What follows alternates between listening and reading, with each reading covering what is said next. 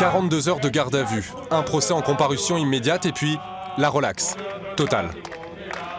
On se rend compte que tous ceux qui passent devant le tribunal, ou alors quasiment tous ceux qui passent devant le tribunal, finalement sont jugés et condamnés pour des faits qui sont vraiment minimes, ou alors pour des faits finalement qui sont faux, falsifiés. Moi j'ai eu une accusation qui était falsifiée, c'est-à-dire d'avoir jeté des pavés de lacrymogène sur les CRS.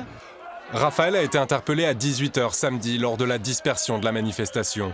Les policiers affirment l'avoir vu jeter des projectiles, des accusations qui n'ont pas résisté à l'étude des faits par le tribunal.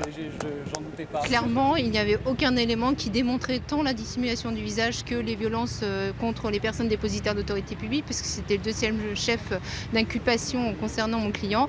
Et il semble que dans ce dossier, effectivement, il y a peut-être eu un emballement du procureur de la République et du parquet en général. Avec sa famille, quelques dizaines de personnes sont venues soutenir Raphaël. Des militants de la France Insoumise dont il fait partie, des gilets jaunes et des anonymes qui tous voient dans ce type de procès un outil de répression. On voit bien qu'il y a clairement une volonté de faire peur et de vraiment dire manifester c'est illégal. On le sent que cette passerelle elle est en permanence en fait. On a cette espèce de pression en permanence.